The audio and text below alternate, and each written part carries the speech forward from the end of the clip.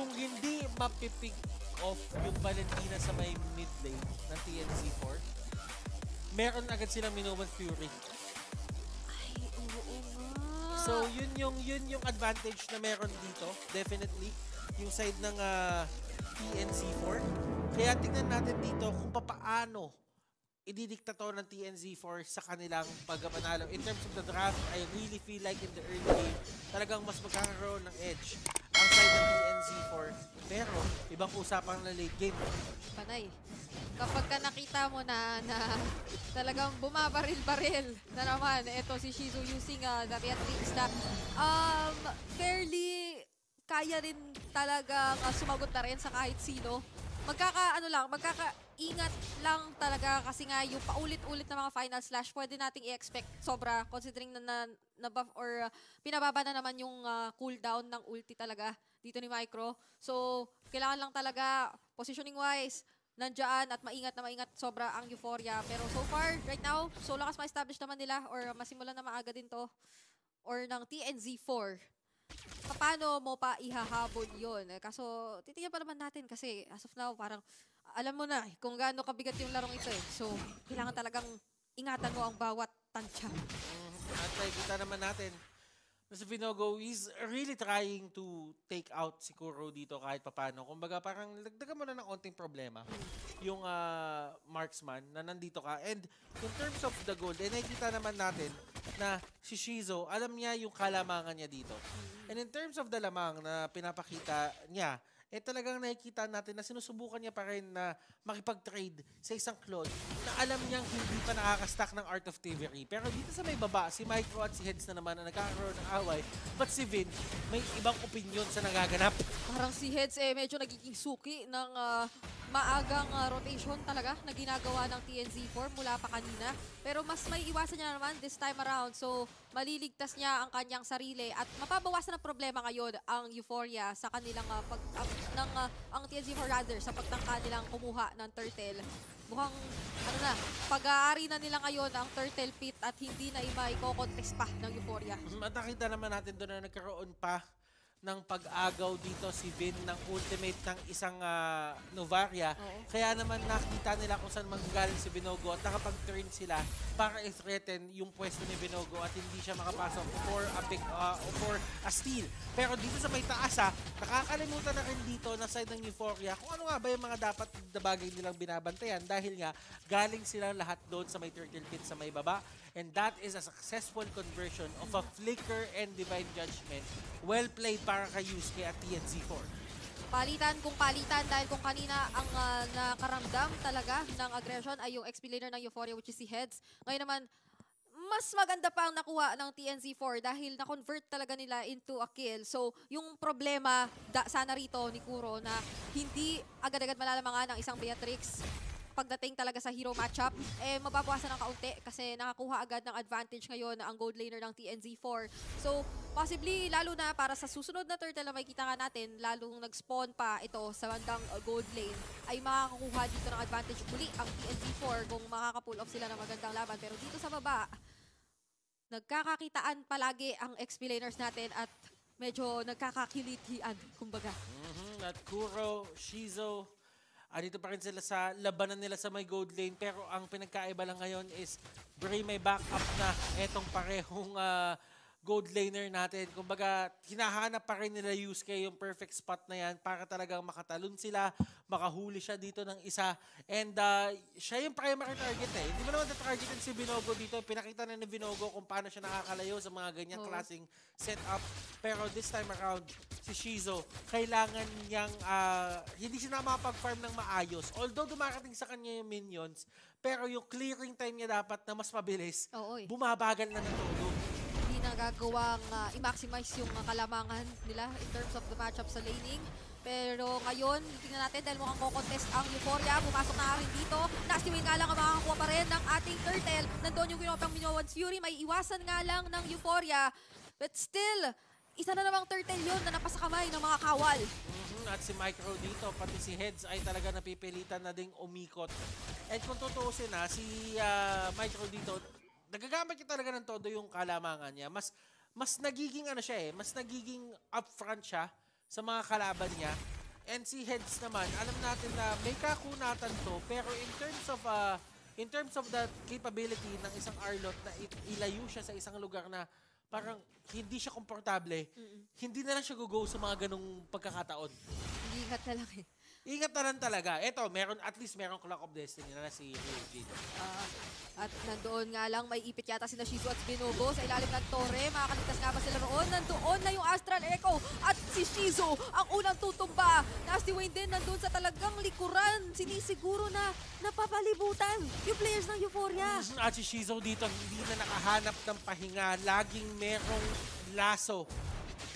Laging merong judgmental na handang hatakin siya. Judgment. Kasi di ba yung judgment eh? Oh. Ready ang TNC4 na i-judge siya. Oh yes. So, tama. Divine judgmental. So, ngayon, parang hindi ito ang pinaka gusto mo sana mangyari para kay Shizu.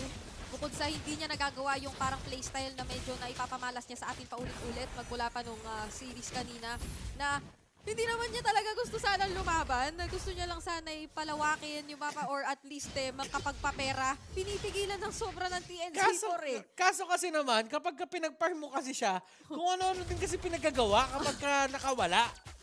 So ngayon, at sinabi ni TNC4, wag na nga si Heads yung wag na nga si Heads yung puntahan natin. Dito, kahit nakakalabang na si Micro. Gawin natin, punta tayo kay Heads, palamangin natin si Micro, tapos kapag kalamang na lamang na si Micro, punta na tayo sa may taas at si Binogo, yung pinaka-primary target nila. And what a play there from Micro, securing that turtle for their team. And to make sure na hindi na makakabawi nalamang na si Micro, it only took parang one gank mula dito sa TNC4. So ngayon, medyo nag-iba na naman yung takbo ng kwento. BMI out para dito kay Kuro. Kaso nandoon si Binogo para sumalubong. Nandun na rin yung final slash. Medyo marami ang nahuli. At marami na rin ang medyo namumula ang buhay. At si Nasty Wayne, medyo masaya doon sa kanyang mga nakikita. Dahil sunod-sunod na decimate sana yung may co-commit niya. Pero makakaiwas lang din naman ang mga players ng Euphoria.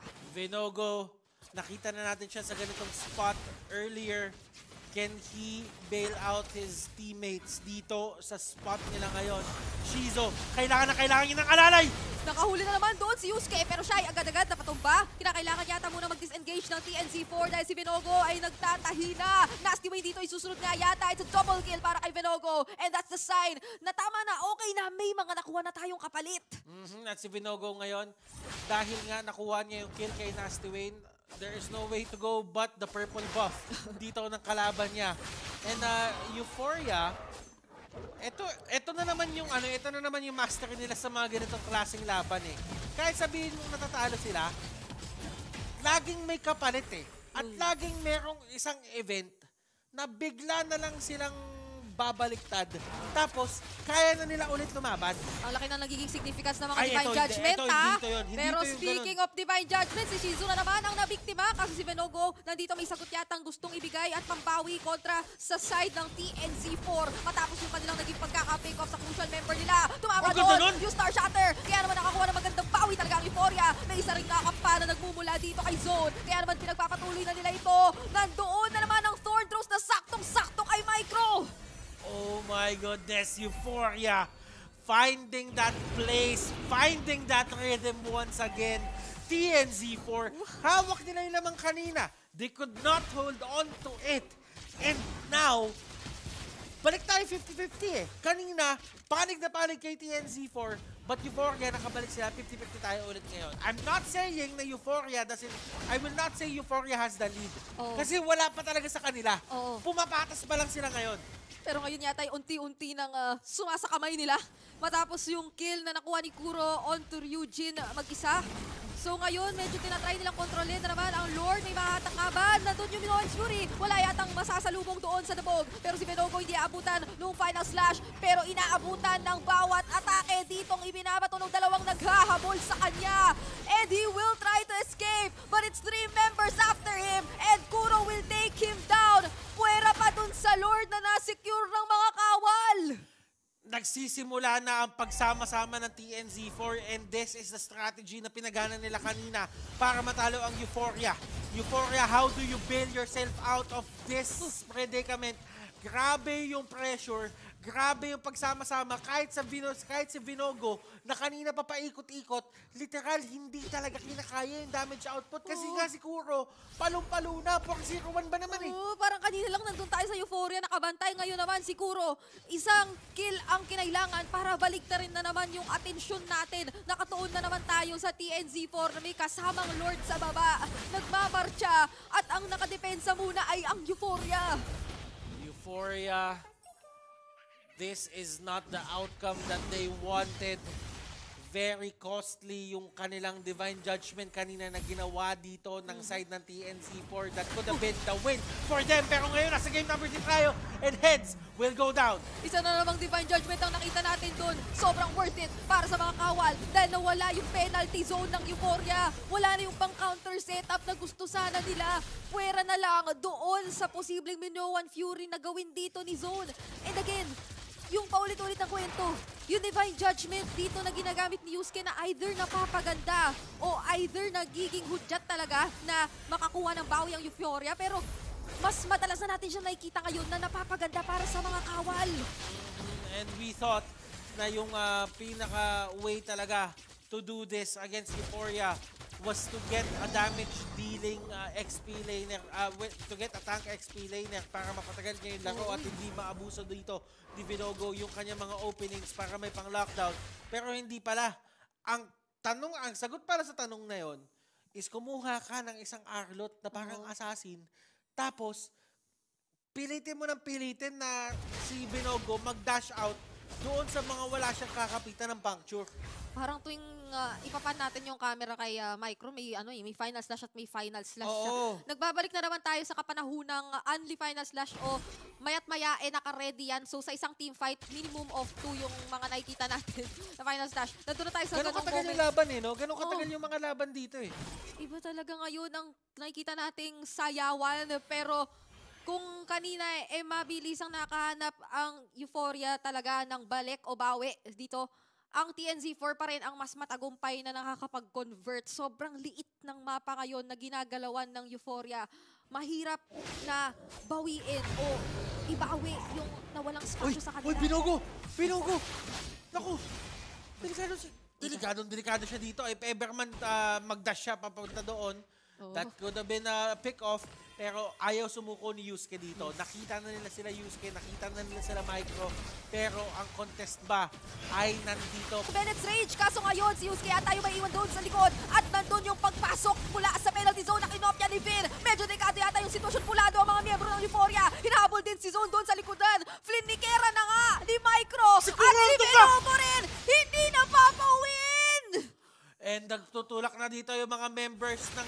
Well, actually, si Kaja lang yung nagtutulak dito. Hinahabol niya si Ryujin. Pero ibon siya! Hindi siya makalipad sa labas! Ibon siya! Pero hindi siya makalipad sa labas! Binogo! Binugahan! Binugahan ng isang Valentina. At nakuha pala ng Euphoria yung Lord na kanina kinuha at sinisimulan o inattempt kuhain ng TNZ4. So, kung akala natin tatapusin na ito ng mga kawal, hindi pa!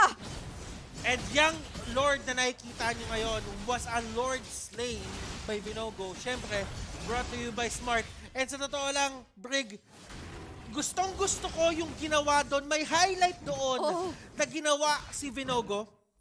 Yung Thorn Rose niya, nung last possible moment, yung Thorn Rose niya, hindi niya tinama doon sa Lord. Ang ginawa niya, pinaling niya sa kanan. Tapos, akala ni Nasty Wayne, nasa retry range na. Ni-retry niya, kumagat yung retry ni Nasty Wayne, wala pa sa oras, na-retry bigla ni Vinogo. Oh my God! Ni-retry bigla ni Vinogo. Kakaiba yung mindset doon nung panahon na yun eh. Yung retry ni Vinogo, doon niya sa pit nilagay. Di ba nasa labas ng pit yung Lord? Grabe, big brain Vinogo. Literal, that certain interaction could have saved Euphoria from being eliminated dito. Ang laking bagay ng ginawa ni Vinogo muli doon sa nakita nating Lord Steel.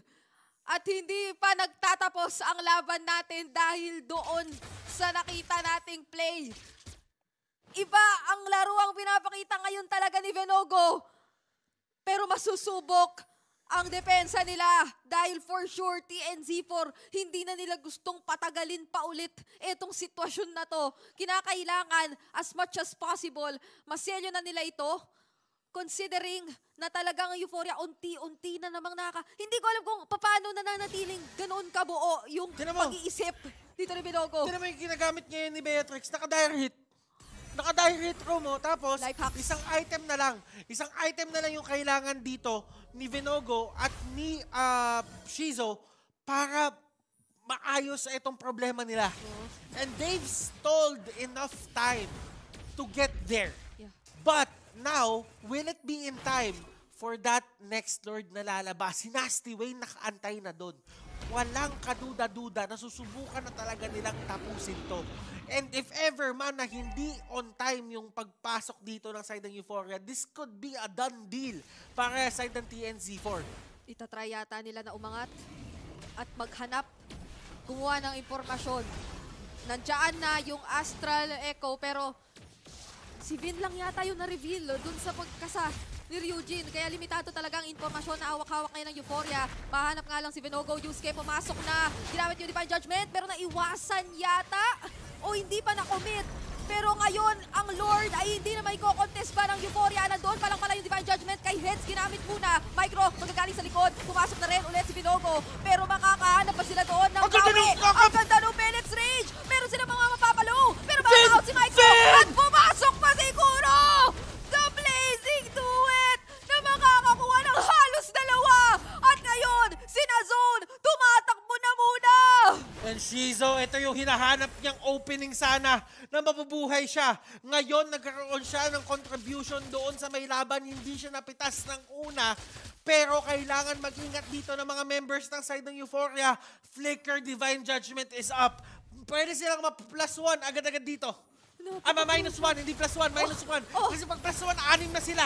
6 sila pag plus 1 eh. Oh, hindi pwede yun. 5v5 lang ang nakikita natin. Pero si Zone yata ngayon, medyo pulado, hindi na niya kakayanin yung damage with the decimate pa na sinamahan mula kay Nasty Whale. And it's going to be the tower lock para sa TNZ4.